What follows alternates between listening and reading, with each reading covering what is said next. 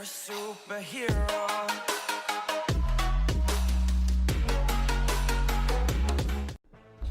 Yo, what's going on, everybody? It's your boy, Therrien, hitting you up. Got a pre-workout review for you guys. Wow, it's been a little bit. I'm not gonna lie, it's been a little bit since I've done a pre-workout review. Actually, to be very honest, it's probably been about a year because I just watched my last pre-workout review that I did, and it was in 2018. So it's definitely been a year. So, what I got for you guys today is Kill It by Rich Piana. Boom, hope you can see that. The lighting in here is not the greatest. Let's actually learn to center it. There we go. Kill It by Rich Piana. Let's get straight to the pre-workout review. I'm gonna try really hard not to be looking at the screen to my right here. If you notice my eyes divert to the right, that's why. So let's try not to do that. All right, guys, so straight off the bat, I'm gonna give you guys the honest truth about it. 4 out of 5. My last pre-workout video, it was on pre-gym. I gave it a 4.5 out of 5. And that was just because of the price, to be honest. It could have almost gotten more like a 4.8 out of 5. It was a pretty damn good pre-workout. I have taken pre-workouts in between last year's pre-gym and this year's Kill It. I mean, I've taken a couple others, but I thought, you know what? This one is actually not too bad. It wasn't bad. I'm not saying it was bad, but it's worth reviewing. Okay, so let's start right off the bat. Taste. It was alright. There are other flavors out there. I got the, what is this one called here? It is the lemon lime. Not too bad. I gave it a 3 out of 5. Reason why is because, honestly, I like a sweet pre-workout. I like something that tastes really good. Those of you that are looking for something really with no sugar at all probably would prefer this because it kind of just tasted like really watered down lemonade. Like I said, if you're not huge into the big sweets and stuff like that, then this might be more for you. This flavor actually might really, you know, get you going. It honestly might be your thing. But for me, wasn't. Gave it a 3 out of 5. Moving on, mixability. I have never had a mixability issue with any pre-workout, to be honest.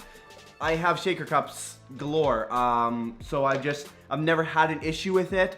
The reason why I throw this category in is because I watch a ton of pre-workout reviews and people always bring up the mixability.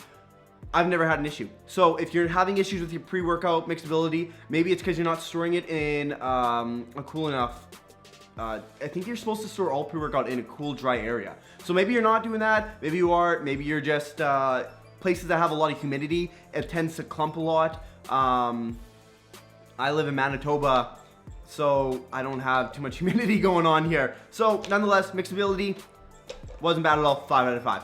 Never had issues with pre-workout and mixability.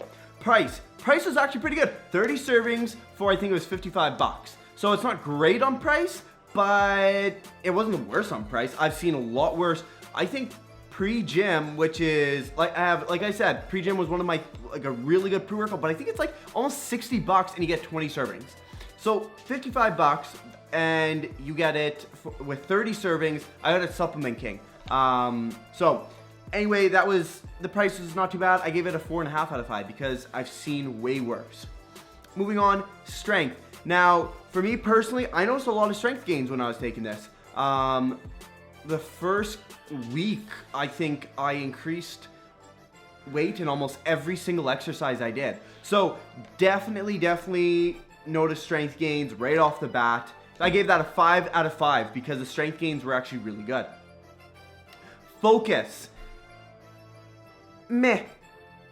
3.5 out of 5. I don't think there was that much focus with this. There could have been a little bit better. I would find that after about 40 minutes, focus was gone. My workouts tend to last at least an hour, maybe a little bit longer. Sometimes I hit a workout in 45 minutes if I'm in a little bit of rush, but usually my workouts are about an hour, and this was, I definitely was losing my focus before the workout was over. So I didn't like that too much. Energy, because this is why we're all taking the pre-workouts. It's pre-workout so you can have energy for the gym, right? Wasn't impressed. Very honest, was not impressed. Gave it a 2.5 out of 5. There is 250 milligrams of caffeine. I do have a pretty high tolerance to caffeine, so maybe this is the reason why I didn't feel too much of the energy. But in all honesty, I've taken other pre-workouts with around the same, and for whatever reason, to be honest, I didn't feel it this much. I didn't feel it that much on this. One of the things I really like is beta-alanine tingles. This did give me that, so that was a bonus, but the energy wasn't quite there. So 2.5 out of 5. Could have had just a little bit more. I think personally my sweet spot is about 300 milligrams of caffeine in a scoop of pre-workout. Anything more than that, I think it's a little bit overload. 325 isn't bad, but once I start pushing past 325 in a scoop, it's almost too much, and I get to what I'm about to do and I kind of feel over-energized, almost tired, to be honest. So 300 is about my sweet spot. 250 just wasn't cutting it for me. But like I said, I have taken pre-workouts with 250 before, and I've definitely had more energy. So not sure why, but wasn't feeling it too much with this. Moving on, endurance.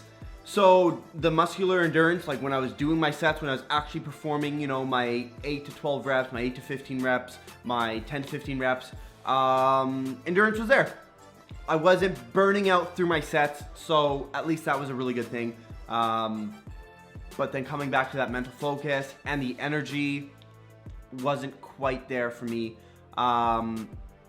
But nonetheless, muscular endurance when I was actually doing the sets, pretty good. Pump was amazing. And this is probably why I got a 4 out of 5, to be honest. The pump was phenomenal. I had some of the best pumps I've ever had. I was taking Mammoth Pump before this, and I loved the pumps off of Mammoth Pump. But the pumps on this were on par with Mammoth Pump. And Mammoth Pump is supposed to be like one of the best pump supplements, right? So pump, 5 out of 5. If you're looking for a pump supplement, highly recommend. Moving on, tolerance, 3.5 out of 5. I'd say I got to about 3/4 of the tub, and I really just wasn't feeling it anymore. I took it for 4 weeks, just under 4 weeks. I go to the gym between 5 to 6 times a week. So, yeah, 4 weeks. Definitely kind of noticed, I shouldn't say noticed. I wasn't noticing much energy. I wasn't noticing too much energy at the beginning. So never mind come to the end when I was building up a tolerance to it, just wasn't there for me much anymore.